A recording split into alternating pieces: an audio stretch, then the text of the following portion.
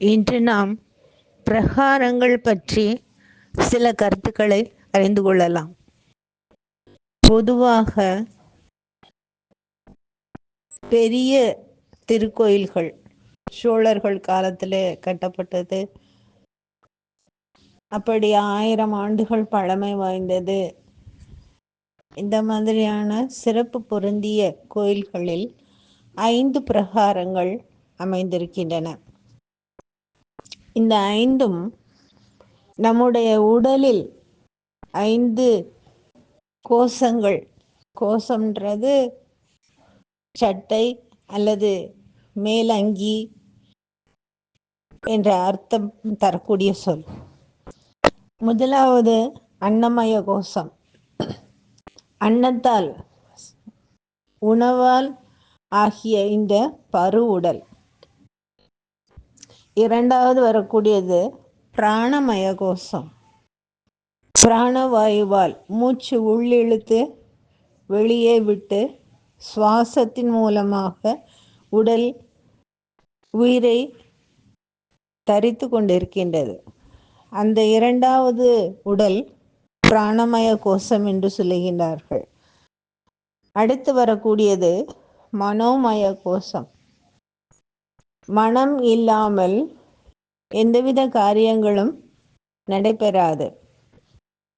மனம் மற்றும் அதை சார்ந்து இருக்கக்கூடிய இன்ப துன்பங்கள், மற்ற உணர்ச்சி வெளிப்பாடுகள், இவையெல்லாம் சேர்ந்தது மூன்றாவது. நான்காவது விஞ்ஞானமய கோஷம். இந்த விஞ்ஞானமய கோஷம் என்பது எது நல்லது, எது கெட்டது, எது நிலையானது, எது நிலையற்றது என்று விசாரித்து அறியக்கூடிய, பகுத்து அறியும் திறனை நமக்கு தரக்கூடிய ஒரு 4வது நிலை என்று சொல்லப்படுகின்றது. இந்த 4 நிலைகளையும் தாண்டிய 5வது சிறப்பான நிலை ஆனந்தமய கோஷம் என்று சொல்லுகின்றார்கள்.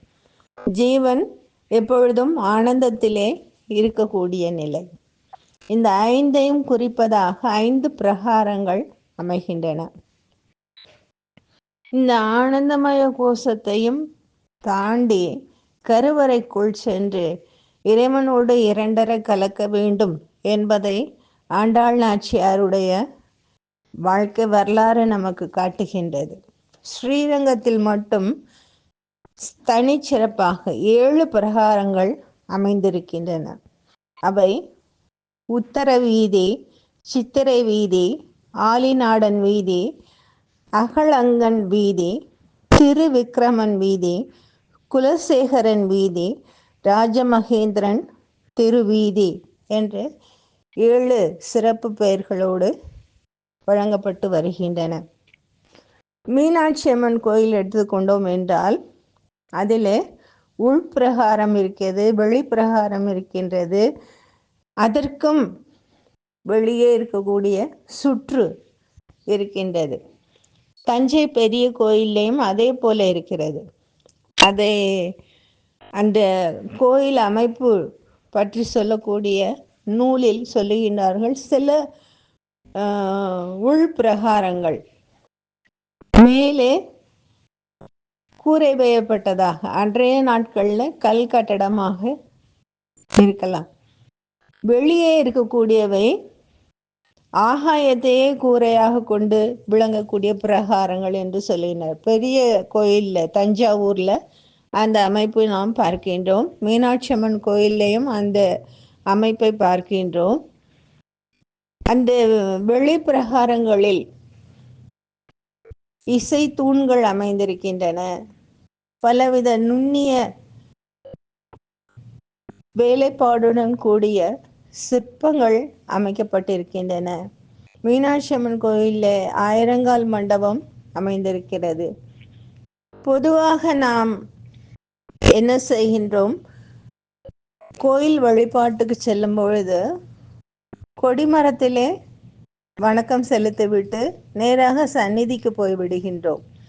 அப்படி செய்வது முறையானது அல்ல என்று குறிப்பிடுகின்றார்கள். வெளியே இருக்கக்கூடிய வெளிப்பிரகாரங்கள், உள்பிரகாரம் இவற்றையெல்லாம் தாண்டி மண்டபங்களை தாண்டி அதன் பின்னாலே கருவறையில் எழுந்தருளி இருக்கும் மூலமூர்த்தியை தரிசனம் செய்வதுதான் முறையானது. எப்படி பருவுடல்ல இருந்து நாம் நுண் உடலை நோக்கி முன்னேறி செல்கின்றோமோ அதுபோல புற காட்சிகளையெல்லாம் ஒதுக்கி தள்ளிவிட்டு இவையெல்லாம் வெறும் கண்ணுக்கு இனிமை தரக்கூடியவை, உண்மையானவை அல்ல என்று ஒவ்வொன்றாக ஒதுக்கி தள்ளி 7 பிரகாரங்களை தாண்டி அர்த்த மண்டபத்திற்கு வந்து மகா மண்டபத்திற்கு வந்து உள்ளே இறைவன் எழுந்தருளி இருக்கும் சந்நிதிக்கு சென்று இறைவன் ஒருவன்தான் மூலமூர்த்தி, என்றென்றும் ஆதி மூலமாக அழியாமல் நிலையாக இருக்கக்கூடியவன் என்பதை உணர்ந்து சிதறிய மனம் வெளியே சுற்றி வரும்போதெல்லாம் மனம் ஒருமைப்பாட்டுடன் இருக்காது. அப்பொழுதெல்லாம் இறை நாமத்தை ஜபித்து கொண்டே உள்ளே வந்து கருவறையில வந்து நிற்கும் பொழுது கண்களை மூடி இறை சிந்தனையிலே நம்மை நாம் மறந்து போய் ஒரு கணமாவது இறை சிந்தனையோடு இரண்டர கலக்கக்கூடிய நிலைதான் உண்மையான வழிபாடு என்று சொல்லப்படுகின்றது.